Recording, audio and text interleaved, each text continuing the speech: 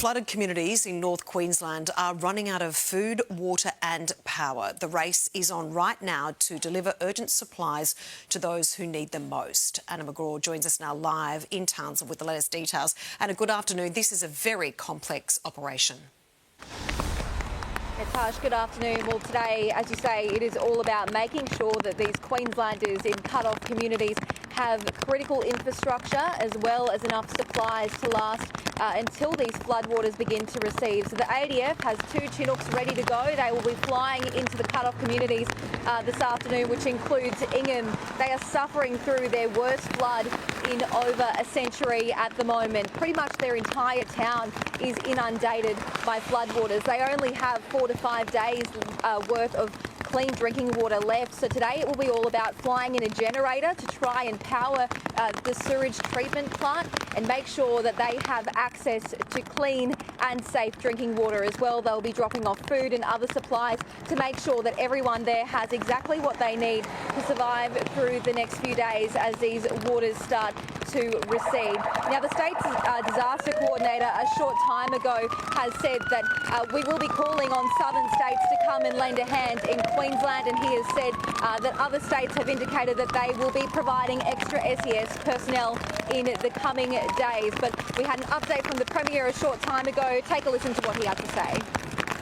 This is a flood the likes of which is only seen a handful of times. Today I'm letting communities know that we are confident about the preparation for this stage of the disaster event and indeed the future. We're just asking Queenslanders to do the same, and your preparation involves continuing to stay safe and putting your safety ahead of any form of property safety. And if Queenslanders...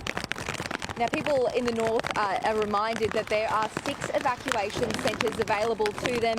If they feel unsafe or if they've been told to evacuate, they do need to come to one of these centres. That includes the one behind me here at Heatley. There's around 170 people here at this centre in Townsville. Now, the local authorities have urged people in the black zones in town here. There's around 7 suburbs that were evacuated yesterday. People are being told not to return home, even though the rain did ease in town here this morning. It's provided a false sense of security, but the local authorities have warned that we are expecting more heavy rainfall here this afternoon. The Bureau has said that the low, while it is weakening, we are expecting heavy, consistent falls this afternoon, which could lead to more flash flooding as well. We have a high tide in a short time, so that could also impact us here in Townsville as well. But the most important thing for people here in North Queensland is to heed the warnings and make sure that they are safe as this situation continues to develop. The next 24 to 48 hours, Tash, will be extremely crucial. Yeah, absolutely. Thank you for the update, Anna. Meantime, homes across Victoria are without power this afternoon after destructive storms smashed parts of the state. Sarah Jane Bell joins us now live from Geelong. Sarah, a massive clean-up is underway there as we go to air this afternoon.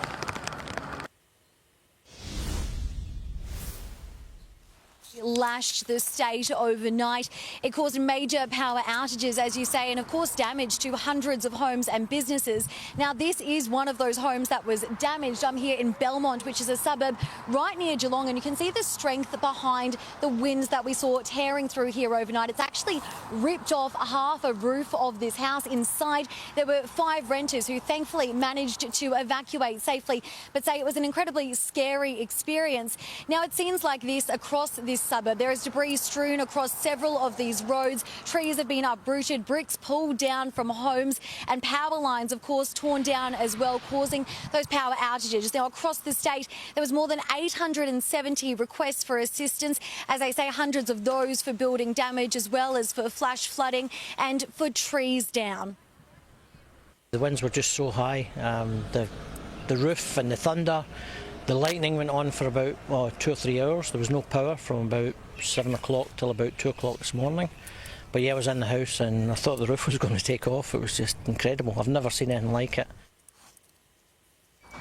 Now, in Taylor's Lakes, the home actually went up in flames after it's believed it was struck by lightning, causing significant damage. Now, there were 2 people inside that house, but they managed to safely evacuate alongside their dog. Now, this afternoon, more than 5,000 homes remain without power across Victoria, and the cleanup is well and truly underway. But the SES are really racing against time, with more storms forecast later on today. Sarah Jane in Geelong with latest details there. Thank you. And South Australia is sweltering through a week-long heat wave. It's been a smoky, hazy start to the day in Adelaide before the city reaches an expected top of 41 degrees. Daytime temperatures are forecast to be around 12 degrees above the average. The state recorded its driest January in 6 years. Only 4 millimetres of rain fell last month. And Dean Narramore joins us now with the latest details from the Bureau of Meteorology. Dean, thanks so much for joining us this afternoon. Extraordinary conditions we're seeing right across the country. Let's start with North Queensland. We heard from our reporter Anna on the ground there that there is set to be a small reprieve, but the rainfall is certainly not over.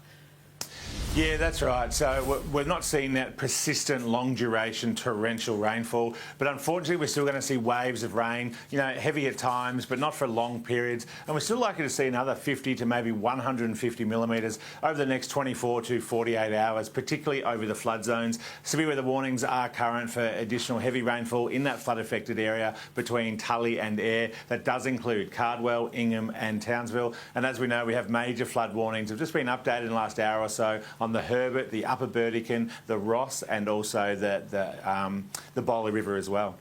Dean, let's go to Victoria now. Significant thunderstorms swept the state overnight. Are there more thunderstorms on the horizon at this stage?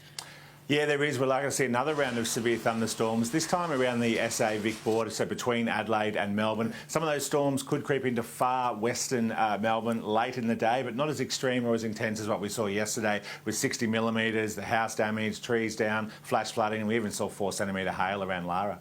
To New South Wales and South Australia now. Dean, are those high temperatures set to continue in those states and territories right now? Yeah, it is. For inland areas, we're looking at almost a week of temperatures in the high 30s to low to mid 40s. Capital cities, Adelaide, Melbourne, Hobart, will get some relief late tomorrow, but we've still got another hot 24 hours for coastal areas. But inland areas staying hot all week. Mixed bag right across the country. Dean, thanks so much. Cheers, thank you. To news just in, and NAB has today become the first of the big 4 banks to slash its fixed interest rates in 2025. In 2 weeks, the Reserve Bank is widely expected to cut the official cash rate. In anticipation, NAB's lowest fixed rate will drop to 5.84% on a 3-year term, and a 1-year term loan had the steepest fall, down 0.2% to 6.09%. ANZ still has the lowest fixed rate of the big 4 banks at the moment, with 5.74% on a 2 or 3-year term. An international online chat group called Terrorgram has now been sanctioned by the federal government. Live to our reporter Josh Martin at Parliament House. Josh, good afternoon. The federal government believes it is being used by white supremacists here. Good afternoon, Tash. This move relates to the anti-Semitic attacks we've seen right around the nation. Using, financing or dealing with Terrorgram, a hateful chat room on the app Telegram, will now carry a penalty of up to 10 years jail as well as fines. It's the first time any Australian government has imposed counter-terrorism sanctions on an entity that's based entirely online. The Foreign Minister admits it is hard to identify the geographic location of every user, but has confirmed neo-Nazi groups in Australia and abroad are using the encrypted chat service to coordinate. There's certainly evidence that Terrorgram is used by people in Australia, extremists, white supremacists and extremists, and they have to be confronted. But unfortunately the horse has bolted. It bolted on the 7th of October and the Prime Minister went missing, and we've got a society that has allowed these fringe elements to prosper. Peter Dutton wants mandatory sentences for terror offences and graffiti use. The opposition will use question time this week to interrogate the Prime Minister, wanting to clear up if Anthony Albanese only found out about the Dural Caravan terror plot when the public was told. Do you think the Prime Minister should have been told about something so big? The Prime Minister works hand in hand with our Australian Federal Police. So he did know. They work hand in hand with... I'm not going to talk about it, Matt. That is the point. That was the biggest non-answer on breakfast television that I've ever heard in the history of this program. It's quite obvious that the police trust Premier Minns more than they trust the Prime Minister of Australia. Security is increasingly becoming a major federal election issue, Tash, as these anti-Semitic attacks continue. Yeah, absolutely, Josh. Thank you very much.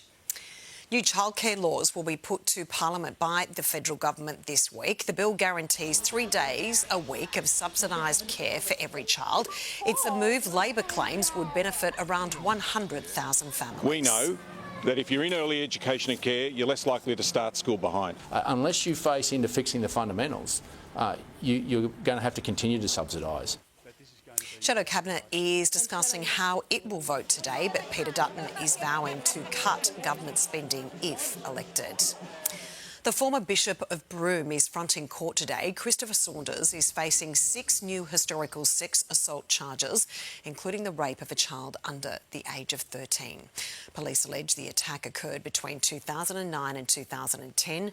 The 75-year-old is fighting a total of 39 allegations after 7 News revealed the details of a secret investigation into him by the Vatican.